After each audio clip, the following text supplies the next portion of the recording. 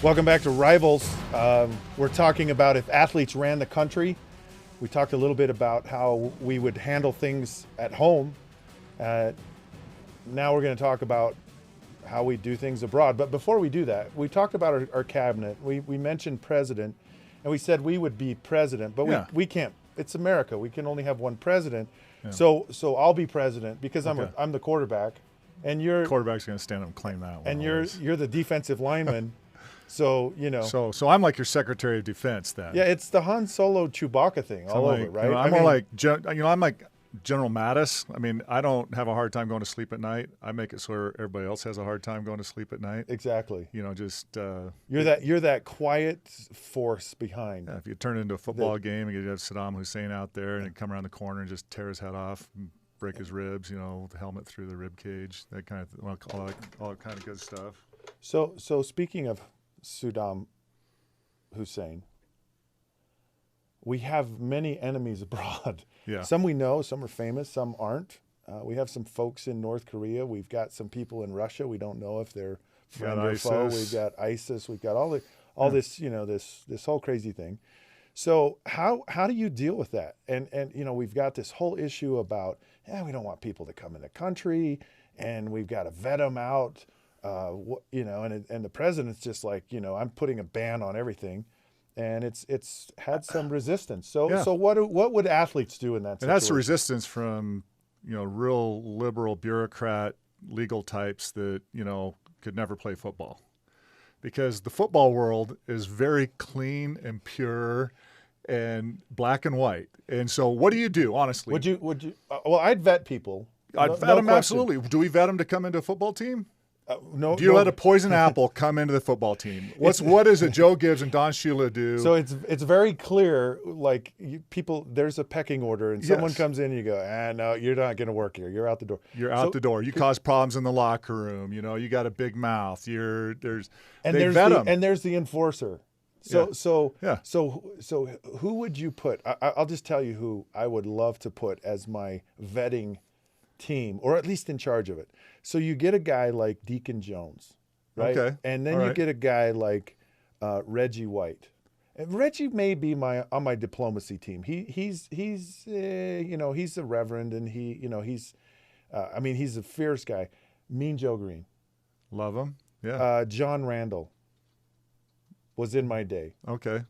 I mean, you go back, you go into Randy White. Randy White would be a great one. Yeah. They're all defensive linemen. Yeah. Every single one of them. Yeah. So are you the enforcer, or are you the diplomat?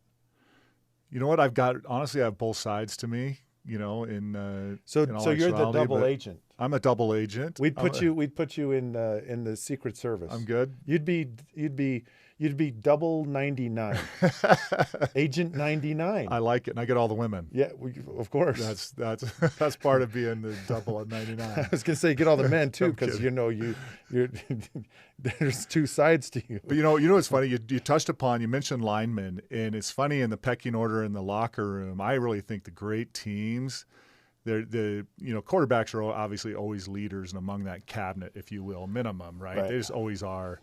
We're just born that way. It's like I can't even help it. It just happens. It happens. Yeah.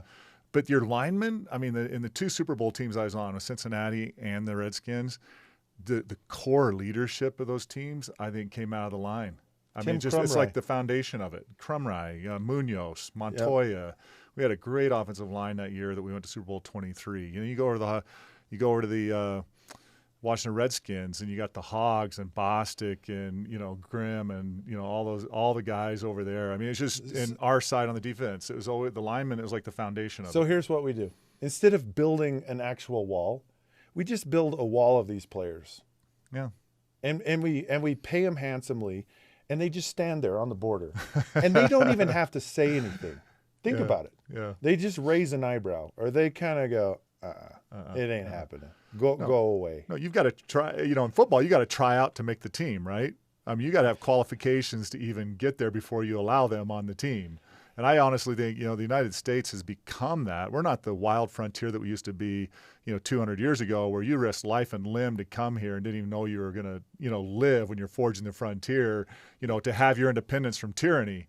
And now we're this wealthiest nation in the world. And, immigrants, if you allowed everybody in the world to come here and just suck the money out of the United States, they'd all come here and just do it because there's no sacrifice in it. So now you're saying that we've become civilized. We're not that there's no Wild West, that people don't have guns and they don't shoot each other for no reason anymore. We don't drive down the freeway and run people off the road. We don't like what a little girl says in her texts, or she's texting too much, so we take her out in the field and try to shoot her and kill her. That doesn't happen today, though, right? Oh, yeah. Or we have these people that go, I have these crazy fantasies about these women, and I just try, and now I've killed 90 of them, and I'm in law school, and I look like, I should be on the cover of GQ. We're civilized now, right? Well, and the reason is because the darn athletes are not running this country. It creates problems. And do you always have problems? Yes. When you have 300 million people in the United States, do you have crazy people? Absolutely you do.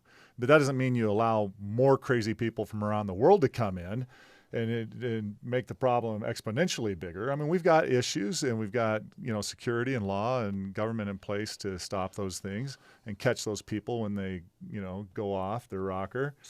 You got to have structure, but too much government is bad, and too much appeasement like Neville Chamberlain is bad, and political correctness will, kill us. So we need Jason, athletes to run this, because there's no political correctness inside of a locker room. Jason, we have very all of these athletes. We're included. Yeah. Right? We don't work anymore, so we do podcasts. Yeah. We're this is what we do. And we're automatically president. So think of all of the athletes, and not just in football, although football, would handle most of things. If we just took all of the retired athletes in general, and we created our own political party. I'm serious about this. We create our own political party. Do you know we would win? I'm telling you, we would win. And we say, okay, we're here to fix the problems. We don't have anything better to do. Some of us still have money, some of us don't. But you know what? We're here to make America great again. I would love to engage somebody seriously. Now we've talked about, the bad guys, right? Yeah. What about the good guys? Our ally. How do we engage England and Germany and France? I think France is an ally, right? Yeah. Sometimes as wishy-washy as they are. So what do you think? Who goes and who's the Ben Franklin of today playing football that goes and spends his time over in France and eats French food and cheese? That sounds like a quarterback to me. French food and cheese. Who we should get Jason Chavis. Chaffetz. Oh, kicker. See, okay. Yeah. All right. We can put Chaffetz over there, who kicked with me at the Y. So is it really quarterbacks and kickers? Definitely falling. And when you talk about cheese and all that stuff, there's Jan Stenerud, who is actually foreign born. Well, I don't know if he's foreign born, but he's got a foreign name.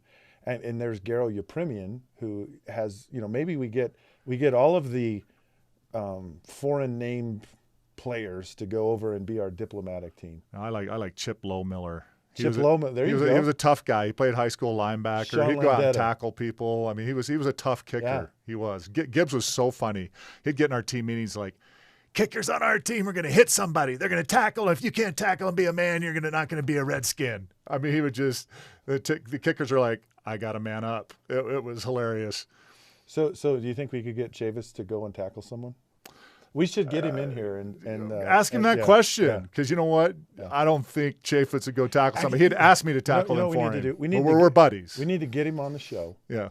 And say and run this idea behind him and say, look, you got there and you became somewhat of a celebrity, a superstar. Imagine if real athletes actually got in there, other than kickers, what could happen? Exactly. Because, a lot of the quarterbacks played defense through high school and that kind of thing, and could, like Mark Rippon, man, I watched him put some tackles on people. Yeah. Okay, so athletes are going to run the country. We're going to be a better world. We're going to start a political party, and things are going to change. You've been listening to Rivals. that's Chewbacca. I'm Han Solo, and we'll see you later.